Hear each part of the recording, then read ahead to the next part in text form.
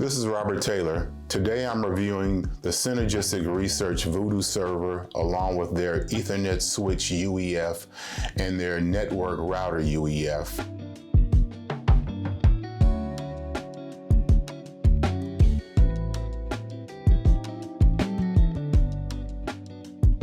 Just a brief interruption, esteemed viewers. If you enjoy our videos, you might also like our other work for audiophiles and music lovers. Written equipment reviews, editor's choice ratings, product news, and music reviews. Get the latest each week with a free subscription to our email newsletters. A link is in the description. Before we get started with this review, I want to give you a little bit about my professional background outside of audio reviewing. I worked in information technology for over 22 years. I have a degree in finance, but I went back to school in 1988 and got a certificate in computer science. Out of school, I started working as a programmer for various Fortune 500 companies, and currently I'm 3 credits shy of my master's degree in information security and assurance. I decided not to finish that degree because I wanted to change careers. Over the years, I worked on various platforms and I did a bit of networking. I started out working on mainframe programs initially, then I started working on mid-range computers, and then I went to PCs, and I worked on systems where you translate data from the various platforms. I have the following certifications. I'm a Network Plus, a Security Plus, a Certified Ethical Hacker, a Certified Hacking Forensics Investigator. Over the years, I've also taken Cisco CCNA classes, Microsoft MCSE classes, and I started building PCs in the early 90s. The server is housed in this beautifully machined aluminum chassis with heat sinks on both sides of the unit. The top plate is carbon fiber and it has these brass inserts with the Synergistic Research logo for ventilation. This unit is very attractive indeed. The unit has a number of low noise audiophile grade power supplies on this side of the unit. Over on this side of the unit, the microprocessor is housed along with the main circuit board, and the microprocessor is liquid cooled, so there are no fans in this unit, which means it is dead silent. And this is a very heavy unit coming in at 27 pounds. The Voodoo server costs $14,995. The Ethernet switch UEF costs $2,295, and the network router UEF costs $2,995 for a total cost of $20,285. The network switch and router come in these small CNC machine aircraft grade aluminum chassis with these carbon fiber top plates. Now the router is a 5-port router, and it has this one port here labeled in, and this is where you connect your home network into this router to set up the Synergistic Research audio network. It's a basic 5-port router otherwise, kind of the same for the switch, a 5-port switch, both of which have really high quality, low noise audiophile grade power supplies, and both are deceptively heavy, weighing in at 6.2 pounds each. Neither one of these units have Wi-Fi built into them, but Synergistic Research can supply a pre-programmed Wi-Fi access point if needed. The back of the server is a pretty simple affair. You have your power inlet here, you got Ethernet and USB connections along with an HDMI connection, and that's about it. Pretty simple to hook up. This is an overview of my home network. I have an Xfinity cable modem that is wired in via coax from the utility pole in my alley. My cable modem then has a Synergistic Research Ethernet cable connected to a fiber optic media converter. The media converter is connected via multimode with a 75-foot long LC to LC fiber. The other half of the media converter pair is inside my equipment rack, also connected with the Synergistic Research Ethernet cable. And that's connected to the port labeled in on the Synergistic Research router, which I showed earlier and I'll show you again right here. I use fiber optic cable because it creates a galvanic break on the network that prevents noise from other network devices getting into the system. The router is then connected to the Synergistic Research switch and the switch has the Voodoo server connected to it. The router creates its own network using its built-in DHCP server that assigns IP addresses. My audio network is on its own separate network apart from everything else in the house. Also connected to the audio network is a dedicated network-attached storage device which houses my music collection. I use an Intel NUC that runs the Roon interface, and connected to that NUC is a 22-inch touch panel along with a wireless keyboard and mouse. Both of these units are wired into the Synergistic Research switch, and Synergistic Research also sent me their Wi-Fi access point to plug into the switch that allows you to control Roon with a phone or a tablet. Since all of my devices are hardwired in the audio system, I didn't need it, but I tested it out and it works very well. No issues there. All the other network devices in my home are on a separate network from the audio system. If a device has an Ethernet jack, it is hardwired in my home.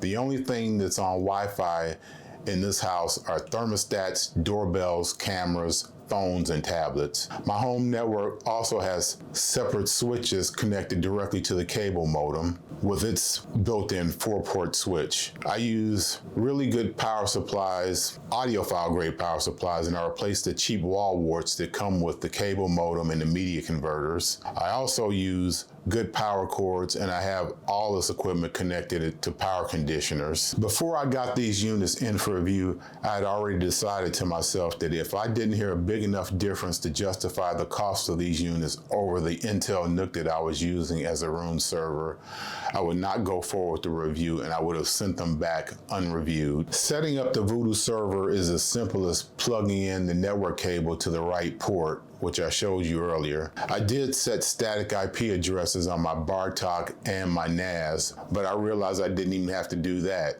With the DHCP server running on the Synergistic Research router, it will assign the proper IP addresses to the devices. Now for the sound. The first time I sat down and listened to this equipment, I was stunned. And I think it was not what I was hearing, but what I wasn't hearing. The music took on greater clarity. The grain and the grit and the haziness sometimes accompanying digital music seemed to me to be completely gone. You can hear further into the music.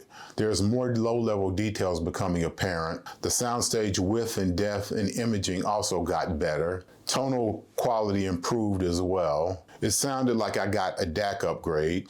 I heard the biggest improvements on the music from my own stored music, but also heard a bigger and greater improvement on music from streaming services like Qobuz and Tidal.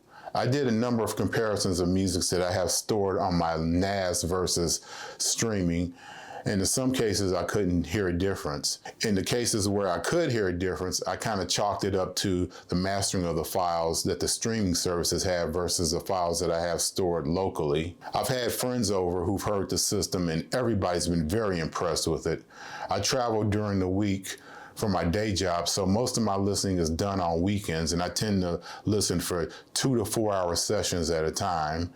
And I found I can listen to the Voodoo server for hours without any fatigue or tiredness. My guess on why this setup is so revelatory is that the network router UEF and the Ethernet switch UEF don't add noise to the data stream because of its extensive noise reduction technology and its power supply design. As far as the Voodoo server goes, the unit has no fans for air cooling, which means there is no acoustical noise coming from the unit, but also means that you don't have to deal with the electromechanical noise of a motor inside of a fan. The combination of these products doesn't add noise to the data stream that goes into the DAC. The attention paid to the grounding of these units to reduce the possibility of noise leaking to the audio system is also a key to sound quality. Now, my next statement may be controversial with some people. Some of you are asking, how does this sound compared to vinyl? And I'm going to tell you right now, it more than holds its own against vinyl. The turntable and cartridge setup that I have in my system is roughly the same price as the Synergistic Research Voodoo server, switch, and router. I did some comparisons of fairly recent musical releases, and I chose these examples because there's a high likelihood of the album and the files being sourced from the same master. I have both Lady Blackbird albums on vinyl, and I also listen to the Qobuz files, and I think the Qobuz files win. You get the benefits of digital, the lower noise floor, greater separation, but also I get more powerful bass and sharper imaging from the files than I do off the vinyl. I listened to the Steely Dan album, Can't Buy a Thrill. I have 3 copies of the most recent version of this album. The Universal release and the SACD are both mastered and then copied from a digital file. And then the UHQR from Analog Productions is copied from an analog copy of the master tape. This SACD is ripped to my NAS, and I found I prefer the SACD over both these albums. Now, for some reason, even though this album and the SACD are both mastered from the same digital file, the SACD sounds far better than this album does, and the SACD and the Analog Productions LP sound closer together than the Universal LP and the SACD. And I have to say, I found that I don't miss anything from going from the album to the SACD. Even though the Analog Productions album sounds outstanding and it's an excellent album, it is a little noisy as far as surface noise, and you don't get that at all with the SACD. And I've done this comparison with a number of albums for months, and my conclusions tend to be the same all the way across the board. I compared a number of albums to streaming files. Now I'll mention the case where the LP is far superior to the streaming file, and that's the Louis Armstrong album, Satchmo Plays King Oliver. The files on Qobuz are definitely inferior to the Acoustic Sounds 33 reissue of this album. Overall, I can't say vinyl is better in my system than digital right now.